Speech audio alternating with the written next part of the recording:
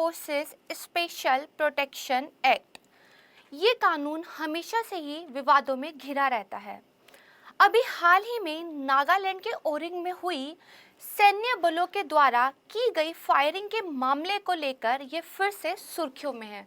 केंद्र सरकार ने मामले की जांच के आदेश दिए हैं। सेना ने भी एक कोर्ट ऑफ इंक्वायरी बिठा दी है। नागालैंड के मुख्यमंत्री नेफ्यू रियो ने तथा मेघालय के मुख्यमंत्री के संगमा ने गृह मंत्री अमित शाह से राज्यों के अंदर आसवा कानून को हटाने की मांग की है। ऐसे में सवाल स्वाभाविक रूप से उठता है कि आखिर ये कानून क्या है, वो कौन सी परिस्थितियां हैं कि किसी क्षेत्र या राज्य में इस कानून को लागू किया जाता है, कौन से विवाद इस कानून के साथ जुड़े हुए हैं। साथ ही हम जानेंगे कि मानव अधिकार संगठन इस कानून का विरोध क्यों करते हैं, सशस्त्र बलों को इस कानून के तहत कौन सी शक्तियां प्राप्त है, क्या सरकार ने इस कानून की समीक्षा करने के लिए किसी कमेटी को बिठाया था, यदि हाँ तो उनकी क्या सिफारिशें थी, क्या उन सिफारिशों को सरकार द्वारा माना गया, सरकार और सेना का इस कानून को लेकर क्या मत है।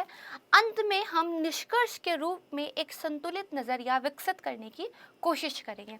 नमस्कार, मेरा नाम है प्राची। संस्कृति आईएएस पर मैं आप लोगों का बेहद स्वागत करती हूँ। आज की इस वीडियो में आसवा कानून को लेकर हम विस्तार से चर्चा करेंगे।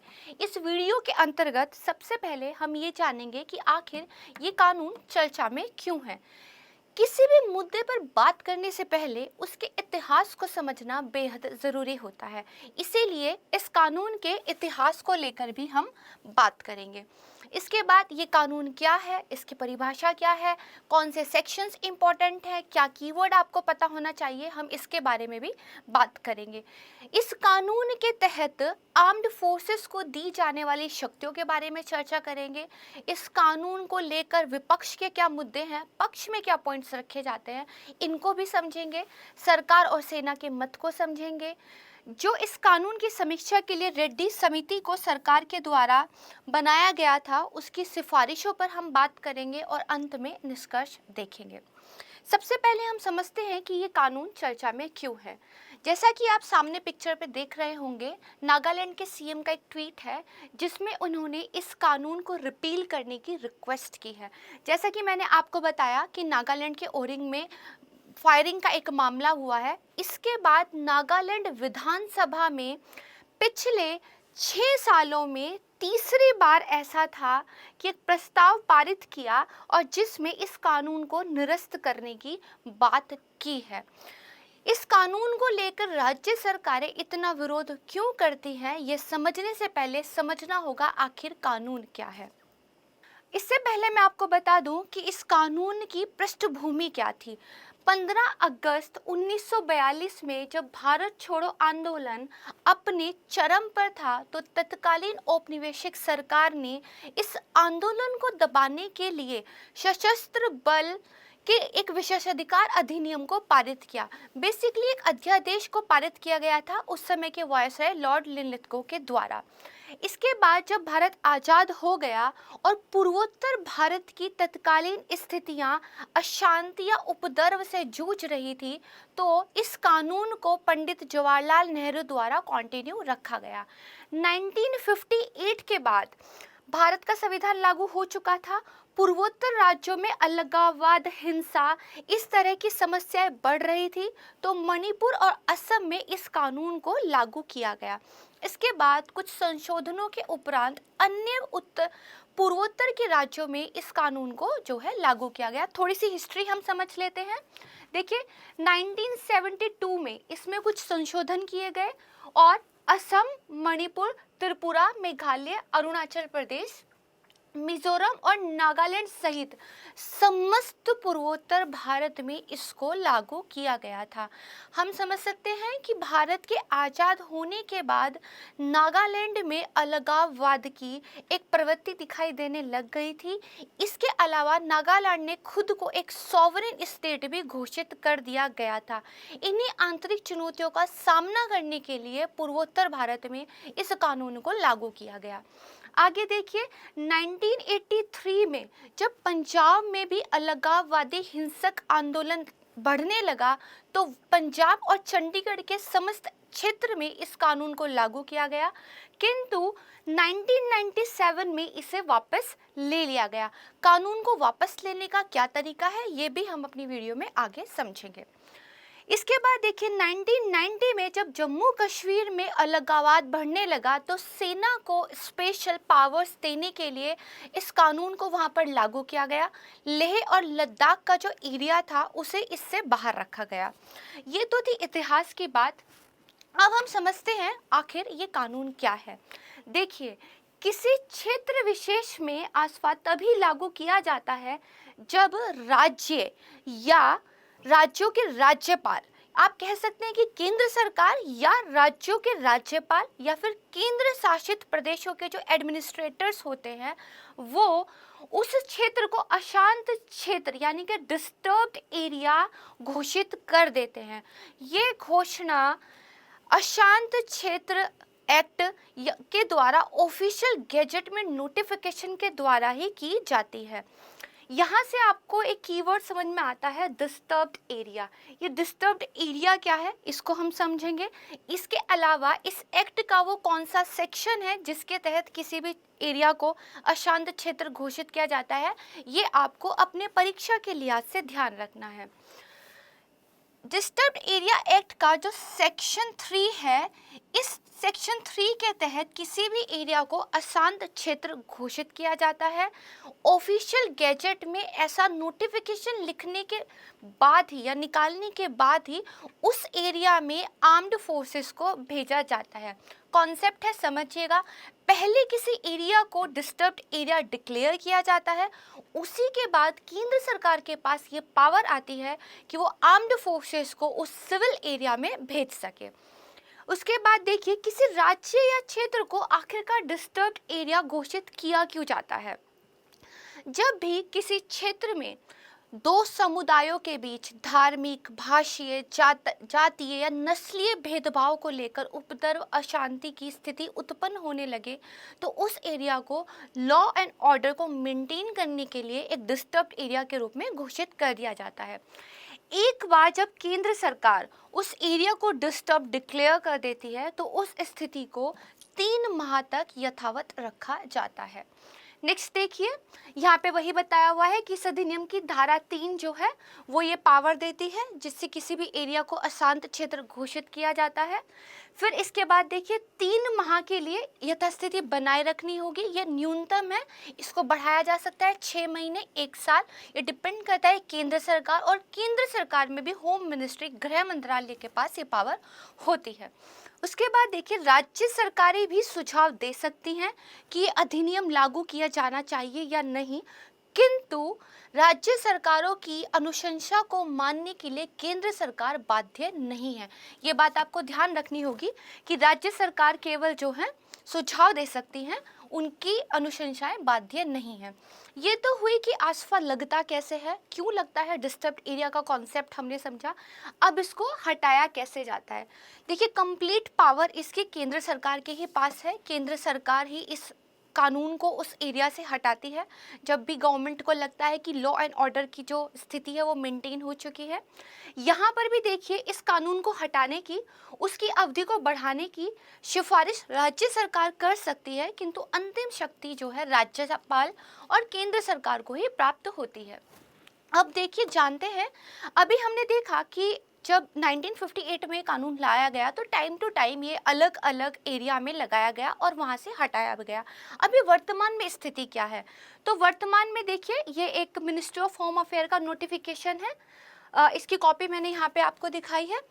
इसके जरिए हम जानते हैं कि फिलहाल ये असम, मणिपुर, त्रिपुरा, मेघालय, अरुणाचल प्रदेश, मिजोरम, नागालैंड, पंजाब, चंडीगढ़, जम्मू कश्मीर जैसे समस्त हिस्सों में लागू किया गया था, लेकिन फिर समय समय पर यहाँ पर स्थिति की समीक्षा की गई और वहाँ से इसको हटा भी दिया गया है। प्रेजेंट में क्या स्थिति है ये अब हम समझते हैं। फिलहाल ये कानून जम्मू कश्मीर के अलावा नागालैंड, जम्मू कश्मीर का जब नाम आएगा तो आपको ये ध्यान रखना है, लेह लद्दाख वाला क्षेत्र इसके अंदर नहीं आता है। जम्मू कश्मीर, नागालैंड, असम, मणिपुर में जो राजधानी इम्फाल के 7 विधानसभा क्षेत्र हैं उनको छोड़कर अरुणाचल प्रदेश के कुछ हिस्सों जैसे कि तिरप, चांगलांग और लोंगडिंग जिलों में ये लागू है। ठीक है, फिलहाल त्रिपुरा, मिजोरम और मेघालय में से इस कानून को हटा दिया गया है। आपकी प्रारंभिक परीक्षा के दृष्टिकोण से ये महत्वपूर्ण है, इसको ध्यान रखिएगा कि कहाँ ये कानून लागू है, कहाँ नहीं लागू है। उसके बाद देखिए, हमने जाना कि लॉ एंड ऑर्डर को मेंटेन करने के लिए इस कानून का प्रयोग सरकार के द्वारा किया जाता है। फिर क्यों इस कानून का विरोध होता है? देखिए, इस कानून के तहत आर्म्ड फोर्सेस को दी जाने वाली जो शक्तियां हैं, उन शक्तियों को बहुत सारे ह्यूमन राइट्स ऑर्गेनाइजेशन, मानवाधिकार जो संस्थाएं हैं, कार्यकर्ता है, उनके द्वारा दमनकारी शक्तियां कहा जाता है और उन्हीं शक्तियों के कारण इस कानून का विरोध भी होता है। आखिर वो शक्तियां क्या हैं?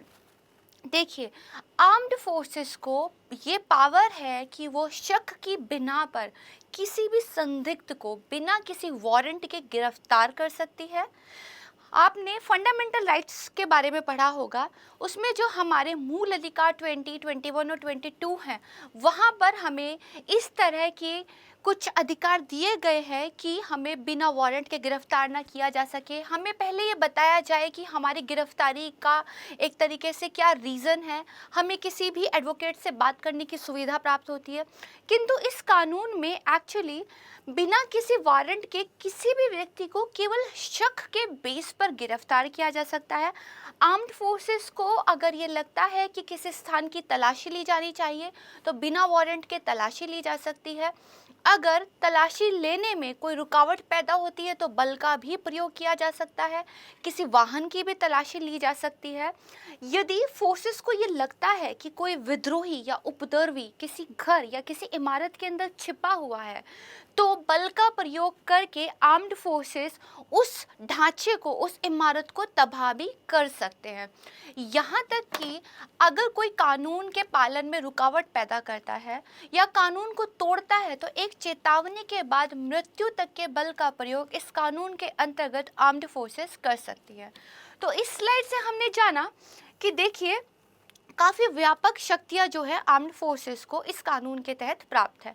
एक बहुत इम्पॉर्टेंट पॉइंट ये है कि आर्म्ड फोर्सेस के ऊपर कानूनी कार्रवाई नहीं की जाती है। इस कानून का सेक्शन 6 और सेक्शन 4, 7 पढ़ने पर ये पता चलता है कि अगर किसी व्यक्ति की जान आर्म्ड फोर्सेस के किसी ऑपरेशन में चली जाती है तो बिना केंद्र सरकार की परमिशन के उन पर कार्रवाई नहीं की जा सकती। ये कॉन्सेप्ट है, ध्यान रखिएगा। कार्रवाई की जा सकती है किंतु उसके लिए केंद्र सरकार की परमिशन होना बहुत ज़रूरी है। अब देखिए, जब हमने इन शक्तियों को देख लिया, अब हम जानते हैं कि आसपा के विपक्ष में क्या तर्क दिए जाते हैं। सबसे पहला तो वही है कि सुरक्षा बलों के पास बहुत ही ज़्यादा क्या है, दमनकारी शक्तियां हैं जिनका दुरुपयोग होने के आरोप समय समय पर लगते रहे हैं। कुछ मानवाधिकार संस्थाएं फर्जी एनकाउंटर और यौन उत्पीड़न के आरोप भी लगाते रहे हैं। इसके बाद है कि ये कानून मानव अधिकारों का उल्लंघन करता है, जैसा कि हमने पिछली स्लाइड में समझा। इसके अलावा इस कानून की तुलना अंग्रेजों के समय के रॉलेट एक्ट से की जा सकती है। क्यों? क्योंकि इसमें बिना किसी वारंट के गिरफ्तारी लेने की पावर जो है फोर्सेस को दी गई है। मैंने आपको पिछली स्लाइड में बताया कि ये कानून जो है मूल अधिकारों का भी, हमारे फंडामेंटल राइट्स का भी निलंबन करता है। तो ये इसके विपक्ष में तर्क थे। अब देखिए, इस कानून की समीक्षा करने के लिए केंद्र सरकार के द्वारा एक कमेटी का गठन किया गया था। 2004 में जो जीवन रेड्डी समिति थी, उनको बिठाया गया था और 2005 में उन्होंने जो है अपनी रिपोर्ट प्रस्तुत की थी। अपनी रिपोर्ट में उन्होंने इस कानून को रिपील करने की, यानी कि ख़त्म करने की बात कही थी। उन्होंने कहा था कि ये जो कानून है ये दमन का एक प्रतीक है और भारत जैसे लोकतांत्रिक देश में इस तरह के कानून की कोई जगह नहीं है, अतः इसको निरस्त कर दिया जाना चाहिए। इस कमेटी के गठन के समय भी दरअसल एक घटना हुई थी। मणिपुर में मनोरमा नाम की एक महिला की दरअसल हत्या हुई थी। उसके बाद वहाँ पर एक आंदोलन ने काफ़ी जोर पकड़ लिया था और फिर सर्वोच्च न्यायालय के जो पूर्व न्यायाधीश थे बीपी जीवन रेड्डी, उनकी अध्यक्षता में इस कमेटी का गठन किया गया था।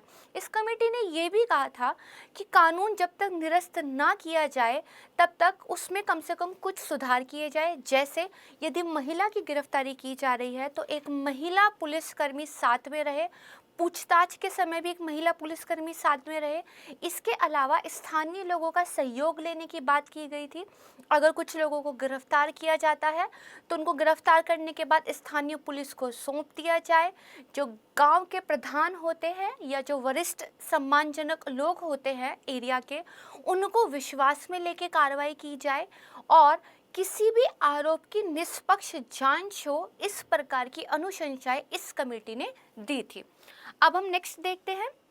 लेकिन जो सेना और रक्षा मंत्रालय थी, उन्होंने बेसिकली इंटरनल सिक्योरिटी का हवाला देते हुए इस कमेटी की सिफारिशों को निरस्त कर दिया था और ये सिफारिशें जो है लागू नहीं हुई थी। नेक्स्ट देखते हैं कि इंटरनेशनल लेवल पर, अंतर्राष्ट्रीय स्तर पर इस कानून को लेकर भारत के बारे में क्या एक हमें दिखाई देता है स्टैंड। तो 2012 में जो संयुक्त राष्ट्र के एक विशेष प्रतिवेदक थे क्रिस्टोफर हेंस, उन्होंने एक बोला था कि भारत जैसे लोकतांत्रिक देश में इस तरह के कानून का कोई स्थान नहीं है, अतः इसे निरस्त कर दिया जाए। इसके अलावा जो ह्यूमन राइट्स वॉच है, इसने भी ये कहते हुए इस कानून की आलोचना की थी कि इसके दुरुपयोग की काफ़ी संभावनाएं रहती हैं। ये हमने देखा कि इसके विपक्ष में क्या तर्क है, कमेटी ने इसके बारे में क्या बोला है और साथ में इंटरनेशनल लेवल पर भी इस कानून की आलोचना होती आई है। अब हम नेक्स्ट देखते हैं। अभी तक हमने विपक्ष के तर्क देखे थे, लेकिन क्योंकि जब हम अपनी मुख्य परीक्षा में किसी भी प्रश्न का उत्तर लिखते हैं तो हमें उसके पक्ष और विपक्ष दोनों ही पहलुओं की जांच करनी चाहिए और तभी एक संतुलित उत्तर निकल कर आता है। इसके पक्ष में क्या तर्क है, देखिए सबसे पहले नागालैंड का मैप हम देख लेते हैं। ये जो नागालैंड का मैप यहाँ पे नॉर्थ ईस्ट वाले एरिया में आपको दिखाई दे रहा है, ये इसकी राजधानी है कोहिमा। इसका जो पूरा बॉर्डर है ये म्यांमार से एक्चुअली अटैच होता है। ये एक बहुत ही क्रिटिकल स्थिति है क्योंकि बहुत सारे उग्रवादी संगठन जो कार्रवाई यहाँ करते हैं और आतंकी हमले करने के बाद पड़ोस के जो देश हैं उनके जंगलों में जाकर छिप जाते हैं और सैन्य बलों के लिए विभिन्न कारणों से उनके खिलाफ कार्रवाई करना मुश्किल हो जाता है। तो इस तरह की एक क्रिटिकल स्थिति को देखते हुए आर्म्ड फोर्सेस के पास कुछ स्पेशल पावर तो होने ही चाहिए ताकि इस तरह की स्थिति को विशेष रूप से हैंडल कर सके। यही तर्क भी दिए गए हैं। मैप से आपको आइडिया भी लग गया है कि स्थिति कितनी एक तरीके से देखा जाए तो क्रिटिकल है। इन शक्तियों के आधार पर ही आर्म्ड फोर्सेस उपद्रवकारी जो शक्तियां होती है उनके खिलाफ लड़ पाते हैं और देश की एकता और अखंडता की रक्षा कर पा रहे हैं। इसके अलावा देखिए क्या बताया है कि जो अशांत हिस्से हैं देश के, जैसे जम्मू कश्मीर है या हमारा पूर्वोत्तर भारत का हिस्सा है, वहाँ पर जो आतंकी संगठन हैं, जो उग्रवादियों के समूह हैं, वो लोकल लोगों का, स्थानीय लोगों का एक्चुअली फ़ायदा उठाते हैं, उनका ब्रेन वॉश करते हैं, उनको आर्म्ड फोर्सेस के ही खिलाफ इस्तेमाल करते हैं। तो इस तरह की स्थितियों से निपटने के लिए ये स्वाभाविक है कि सैन्य बलों को कुछ अतिरिक्त शक्तियाँ दी जाए, क्योंकि भारत की अखंडता के साथ कोई भी समझौता सहनीय नहीं होगा। ये हमने देखिए इसके पक्ष में तर्क क्या थे। अब देखिए सरकार और सेना इस कानून को लेकर क्या बोलती है। दरअसल केंद्र सरकार का पक्ष हमें तब पता चला जब 2016 में सर्वोच्च न्यायालय ने आसफा कानून के अंतर्गत जो सुरक्षा बलों को दिए जाने वाला विशेष सुरक्षा अधिकार थे उनको निरस्त कर दिया था। साथ ही आदेश पारित किया गया था कि सभी आरोपों की FIR लिखवाना जरूरी है, किंतु सरकार ने ये तर्क दिया था कि यदि ऐसा हुआ तो अशांति वाले क्षेत्रों में लॉ और ऑर्डर को मेंटेन करना मुश्किल हो जाएगा। सरकार का कहना था कि सेना को पूरी ताकत के साथ कार्रवाई करने की छूट होनी चाहिए। साइड में देखिए जजमेंट से रिलेटेड एक न्यूज़पेपर की क्लिप भी लगी हुई है। तो 2016 में एक्चुअली हमें सेना और सरकार का एक पॉइंट ऑफ व्यू देखने को मिलता है और जिसमें यही बात की गई थी कि विशेष परिस्थितियों के लिए विशेष शक्तियों का होना अनिवार्य और स्वाभाविक है। तो हमने पक्ष और विपक्ष दोनों देखे। लेकिन जैसा कि मैंने आपको पहले भी बताया था कि जो रेड्डी कमेटी थी उन्होंने इस कानून को दमनकारी बताते हुए निरस्त करने की बात की थी, किंतु उन्होंने ये भी कहा था कि उससे पहले जब तक ये रिपील किया जाए कुछ संशोधन इसमें करने चाहिए, जिनको हम डिस्कस कर चुके हैं। इसमें से कुछ है कि राज्य सरकारों के पास ये पावर होनी चाहिए कि वो केंद्र सरकार को अनुरोध कर सके कि इस कानून को किसी भी क्षेत्र में या किसी भी राज्य में 6 महीने से अधिक समय के लिए ना लगाएं। उसके बाद मैंने आपको पहले भी बताया था कि गिरफ्तार व्यक्तियों को जो है स्थानीय पुलिस को, लोकल पुलिस को सौंप दिया जाना चाहिए। वुमेन्स की सेफ्टी को जो है ध्यान में रखना चाहिए। और सबसे इम्पॉर्टेंट पॉइंट जो बताया गया था कि केंद्र सरकार को प्रत्येक जिले में एक स्वतंत्र निकाय प्रकोष्ठ यानी कि ग्रीवियंस सेल जो है इसकी स्थापना करनी चाहिए, जहां पर कोई भी आकर अपनी शिकायत को दर्ज करा सकता हो। तो इस तरह की अनुशंसाएं थी। जब भी आप अपना आंसर लिखते हैं, कभी भी किसी मुद्दे पर आपको अपने अगर पॉइंट्स बताने होते हैं, तो कोई भी कमेटी, कोई कमीशन या फिर कोई जजमेंट, वहाँ के पॉइंट्स अगर आप लिखते हैं तो आपका उत्तर प्रभावशाली हो जाता है, क्योंकि किसी अथॉरिटी ने वैसा बोला है तो ये आपके उत्तर को और ज़्यादा एक तरीके से स्वाभाविक बनाता है। ठीक है, अब हम निष्कर्ष आते हैं। निष्कर्ष हमेशा आपका बैलेंस संतुलित होना चाहिए, पक्ष और विपक्ष दोनों को ध्यान में रखते हुए, क्योंकि यहाँ पर मुद्दा सिर्फ भारत की एकता अखंडता का तो है ही, लेकिन यह भी है कि क्या भारत की रक्षा के साथ किसी भी प्रकार का समझौता किया जाना चाहिए। साथ ही आप इथिक्स से जुड़े हुए कुछ पहलुओं को भी यहाँ पे देख सकते हैं, क्योंकि मुद्दा यहाँ पर आम नागरिकों के अधिकार और सैन्य कर्मियों के अधिकार का भी हो जाता है। कमेंट सेक्शन में आप अपने पॉइंट इस पर ज़रूर लिखिएगा। आप हमें बताइए कि आम नागरिकों के अधिकार और सैन्य कर्मियों के अधिकारों के बीच एक संतुलन कैसे स्थापित किया जाए। हमारी टीम आपके कमेंट को ज़रूर देखेगी और आपको अप्रिशिएट भी किया जाएगा, जिसका भी उत्तर हमें अच्छा लगेगा। नेक्स्ट देखिए, इसके साथ ही यहाँ पे इस कानून की उपयोगिता और साथ में व्यवहार्यता का मुद्दा भी देखने को मिलता है। 2015 में प्रधानमंत्री नरेंद्र मोदी के नेतृत्व में नागालैंड के एक उग्रवादी समूह के साथ समझौता हुआ था। सीज फायर की प्रक्रिया जो है प्रोसेस में है, लेकिन अभी भी वहाँ पर हमें आस्था लगाने की आवश्यकता पड़ रही है। तो क्या इस कानून की कितनी उपयोगिता है और कितनी व्यवहार्यता है, ये भी देखने की एक बात है, क्योंकि अगर इतने सालों बाद भी हमें इस कानून की समयावधि को बार बार बढ़ाना ही पड़ रहा है, तो क्या ये अपने लक्ष्य को पूरा कर पा रहा है। इसके बाद देखिए, असाधारण स्थितियों में विशेष हैंडलिंग की आवश्यकता होती है, क्योंकि सेना के पास संविधान में ऐसी कोई विशेष पावर नहीं है, इसीलिए एक अलग से कानून बनाकर सेना को वो अतिरिक्त पावर्स जो है दी गई हैं, जो कि उनके ऑपरेशंस के लिए बहुत ज़्यादा ज़रूरी हैं। इसके बाद देखिए, सेना के जवानों को उन्मुक्ति दी जानी चाहिए, किंतु ऐसी उन्मुक्ति पूर्ण नहीं होनी चाहिए, यानी कि इम्यूनिटी तो हो आर्म्ड फोर्सेस को, बट वो एब्सोल्यूट ना हो। और इस कानून में ऐसा है भी नहीं, एब्सोल्यूट इम्यूनिटी नहीं है। केंद्र सरकार की परमिशन लेकर आर्म्ड फोर्सेस में जो भी आरोपी हैं उन पर कार्रवाई की जा सकती है, मुकदमा चलाया जा सकता है।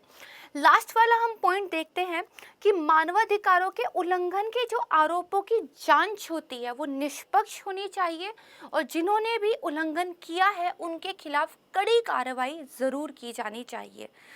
मुझे उम्मीद है आज की इस वीडियो से आपको इस टॉपिक के हर पॉइंट क्लियर हो गए होंगे। कमेंट सेक्शन में अपना फीडबैक आप ज़रूर दीजिएगा, हमें बेहद खुशी होगी। संस्कृति आईएएस के यूट्यूब चैनल को आप लोग सब्सक्राइब कीजिए, इसके बेल आइकन को प्रेस कर लीजिए। हमारी तरफ से आपको डेली बेसिस पर करंट अफेयर एनालिसिस की वीडियोस प्रदान की जाएंगी। नोटिफिकेशन आपके पास आएगी तो वीडियो आप देख पाएंगे। इस वीडियो को लाइक कीजिएगा, अपने दोस्तों के साथ शेयर कीजिएगा। आपका दिन शुभ हो। धन्यवाद।